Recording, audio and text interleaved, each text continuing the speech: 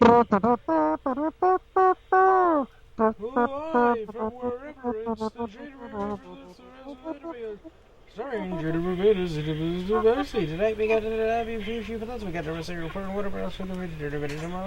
And now you're your host, the 80th minute, the 11 o'clock coverage of the Steve Division Magazine.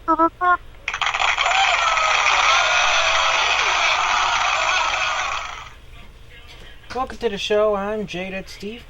Hola! Alright, let's get into it. Remember, next week on Tsunami, we got the new series from Adult Swim and Crunchyroll. Fina Warrior Princess or something like that. I don't remember. It's something like that. Anyways, let's get to what was on Tsunami this week in an extra long Tsunami preview. Alright. On Harley Quinn. Harley Quinn is fed up with being the Joker's sidekick and strikes out on her own, determined to become the criminal queenpin of Gotham City. On Harley Quinn. Harley is determined to become part of the Legion of Doom. On Harley Quinn. Harley attempts to recruit a criminal crew. On Harley Quinn. Up-and-coming supervillain Harley Quinn goes after her nemesis. On Harley Quinn. Harley's crew has to enter her mind to save her. On Harley Quinn. Clayface loses his sentient arm in a heist gone wrong. On Harley Quinn. Harley breaks the Queen of Fables out of prison. On Harley Quinn.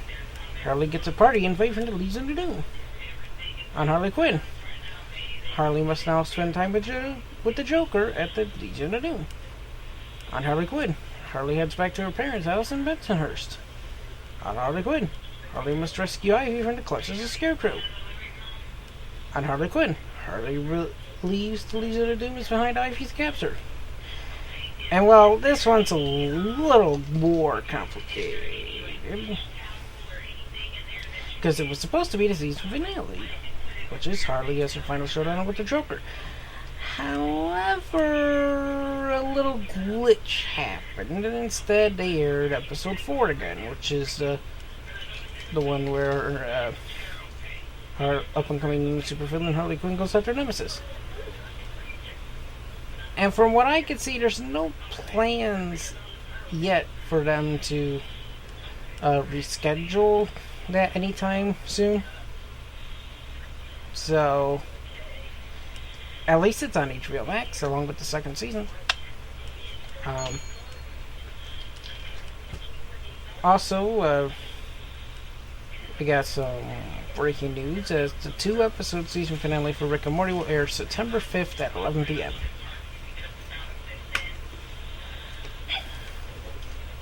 Ah.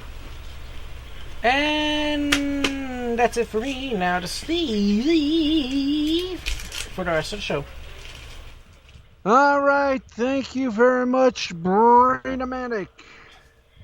Well, let's go for some entertainment news first before we hit the rest of some entertainment news. I mean, wrestling news, in some cases. All right, let's get going here with whatever the heck I do.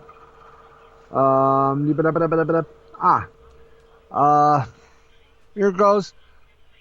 The Olympics are over. Hooray.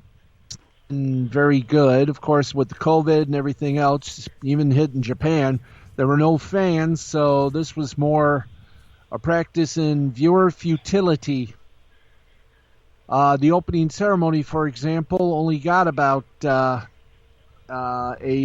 33-year low of about 16.5. And the news ain't good for the closing ceremonies, which in the early stunt were about 12.5. By the way, the U.S. won 113 total medals, 25 more than China, as was the only country with more to win more than 100 medals. And you knew this was going to come. And shocking, but true. Mike Richards, the executive producer of Jeopardy, reportedly, and we lined that with bold print, reportedly is in negotiations to be the new host of Jeopardy. And already some things were found in his past that might derail it. Of course, the things in his past, oh gee golly whizzies. Give me a moment thinking, boys. Boop. You gotta love boop. Jeopardy fans are fuming after hearing Mike Richards will likely be the new host. And his past, as you know, if anyone doesn't like it, they'll do anything to, look up his past and, oh, wow. Past discrimination allegations have resurfaced regarding Jeopardy executive producer Mike Richards, who is the frontrunner to take over as the new permanent host of the show, according to a report this week by the Showbiz Bible Variety. Richards, who guest hosted the beloved quiz show for 2 weeks, starting in late February, that's because the original guest host sort of had a little problem. Didn't make it. Was named in multiple discrimination lawsuits during his decade-long tenure as executive producer of The Price is Right. Richards became executive producer of Jeopardy and Wheel after the show's longtime executive producer, Harry Freeman, stepped down in 2020. Prior to that, he executive produced Let's Make a Deal and The Price is Right after trying out to replace longtime Price host Bob Barker and hosting the CW lack of reality game show Beauty and the Geek from 2006 to 2008, in addition to several short-term hosting gigs. This year, Richards was the second guest host of Jeopardy after the passing of Alex Trebek, following former champion Ken Jennings. According to Variety, Richards, quote, impressed Sony Pictures with his demand of the fast-paced game and easy on-air manner. His run also scored higher ratings than any other guest host besides Jennings, though this may have had more to do with the timing of Richards' turn as host than anything else. Now, the fine folks over at Entertainment Weekly have been unable to confirm Variety's report about Richards' frontrunner status, which Jeopardy studio Sony Pictures Entertainment declined to comment on. Discussions are reportedly ongoing with multiple potential hosts. They better hurry. The new season reportedly starts September 13th. Nevertheless, public reaction to the possibility of Richards as the show's new host was swift and, at least on social media, overwhelmingly negative. Some use Richards' anonymity relative to such guest hosts as LeVar Burton, Mayim Bialik, and Aaron Rodgers. Pretty on brand that everyone would be saying, who is Mike Richards? Writer and artist Nick Ross tweeted. And others remarked upon the irony of Richards as Jeopardy's executive producer, seemingly bestowing the role of host on himself. Several compared to him to Dick Cheney, who headed George Bush's vice presidential search before landing the job himself.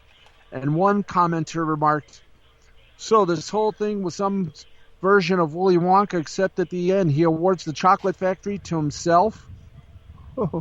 Now, to be fair, it's unclear how much of a role Richards played in selecting Jeopardy's new host, but on a more serious note, discussions of Richards' legal history began to emerge online. In 2010, Price is Right model Brandy Cochran sued CBS and Fremantle Media, alleging that Richards and other producers discriminated against her during her pregnancy. So I guess whenever someone does good enough to get recognition, maybe a possible reward, the past comes out of the woodwork. Let's see. Of course, it was all settled out of court, as they say. Another Price is Right model, Lanisha Cole, sued Fremantle Richards and another producer in 2011, alleging sexual harassment or wrongful termination. That was settled out of court as well. Sony and Richards cannot be reached for comment. Again, they better hurry with a decision because the new season of Jeopardy is supposed to debut on the 13th. Wow. That's bizarro right there. But let's get to the film box office. And let us see who got what, where, why, and how. Let's do the box office. The weekend box office, boys. Boys with toys. Weekend box office results were... Ooh. Very nice. And the weekend box... Oh, come on now. Suicide Squad topped the North American box office with $26.5 million bucks. This weekend, Box Office Mojo announced on Sunday. Coming in at number 2 is Jungle Cruise, followed by Old at number 3, Black Widow at the 4th spot, and Stillwater debuted with in the number 5 spot. Rounding out the top 10, The Green Knight at number 6, Space Jam: A New Legacy at number 7, Snake Eyes at number 8, Escape Room: Tournament of Champions at number 9, and F9: The Fast Saga at number 10.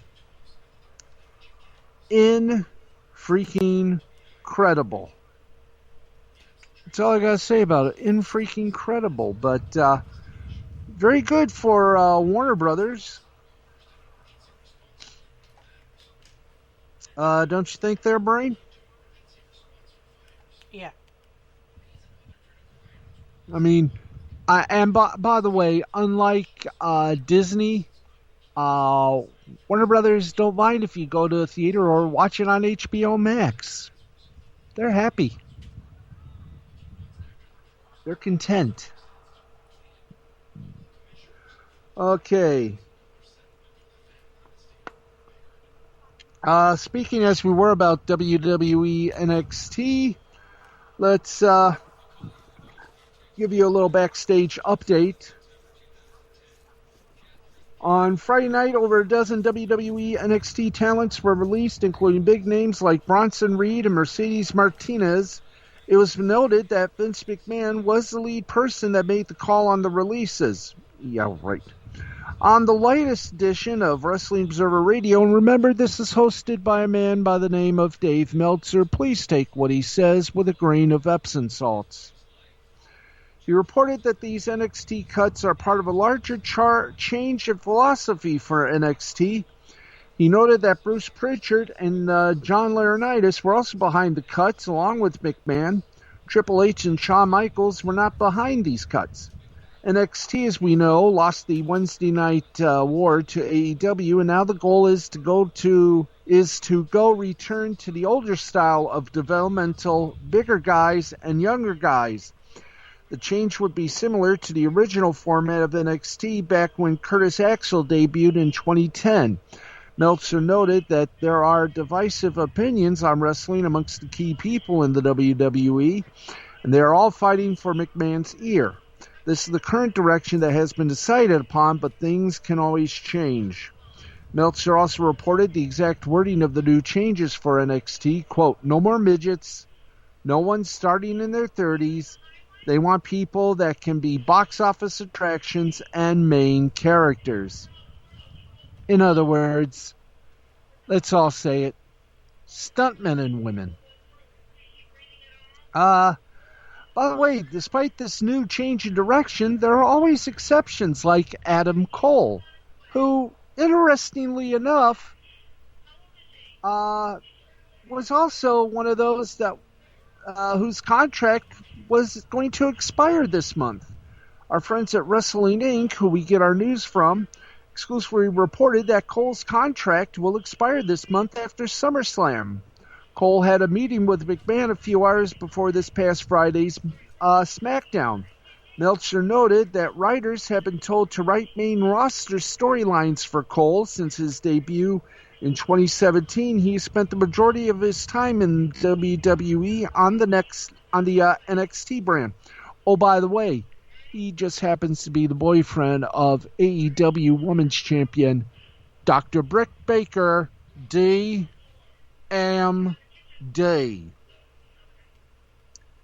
Woo. All right, let's keep going here. What do we do? Oh, yeah. There we are. Okay. We have wrong thing. One thing. There we go. Okay, we have the New Japan Pro Wrestling Super Junior Tag League standings for you. And the current standings are Taiji Ishimura and El Fantasmo, 4 points, 2 wins, no losses. El Desperado and Yoshinobu Kanemaru, also with 4 points, 2-0 record. Robbie Eagles and Tiger Mask, also 2-0 record, 4 points. Sho and Yo, a 2-match losing streak, no points, along with Ryusuke Taguchi and Master Wado.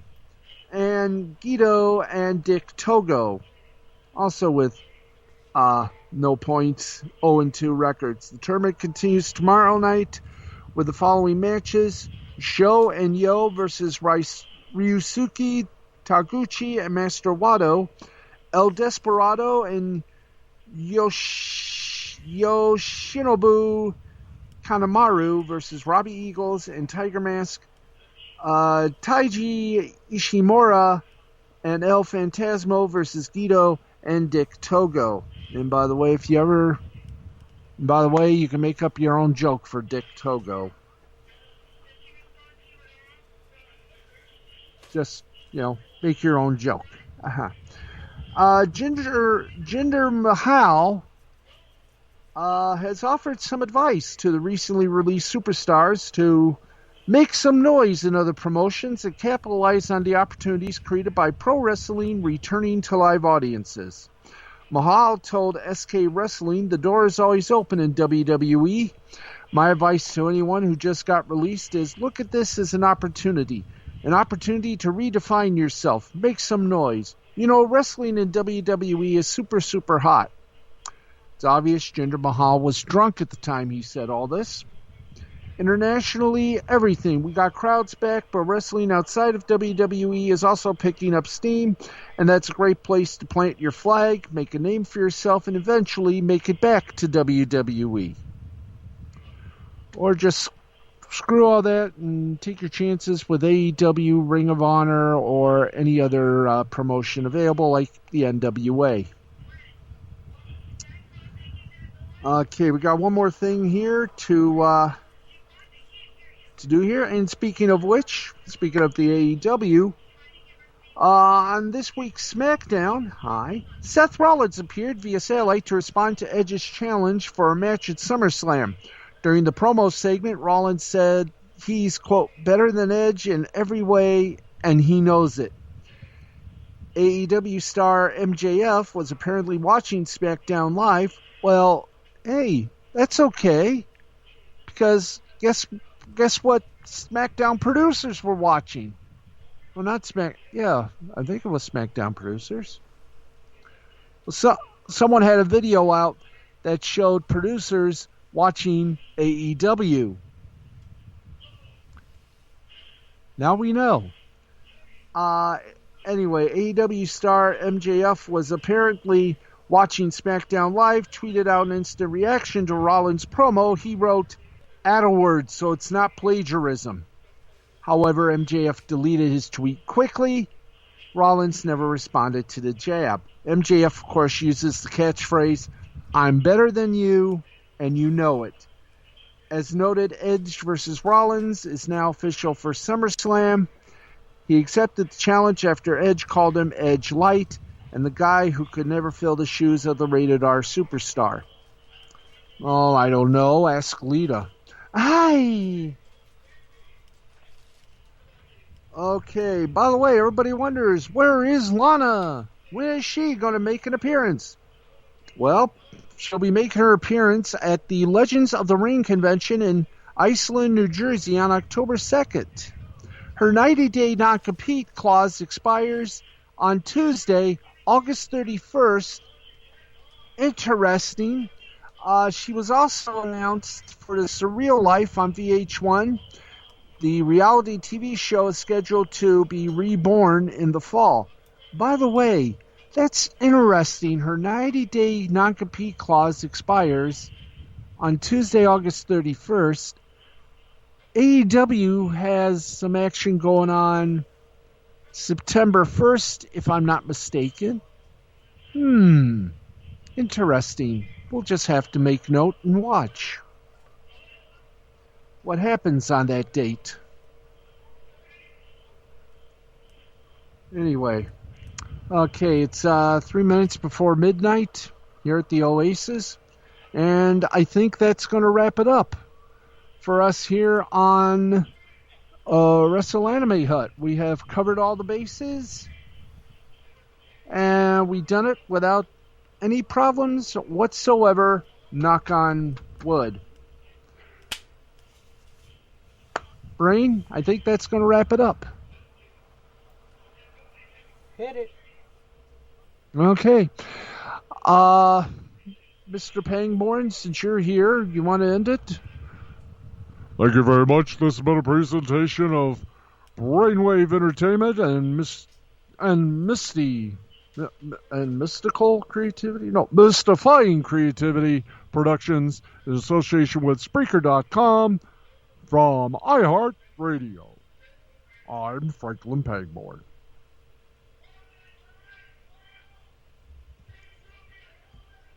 We'll see you next week.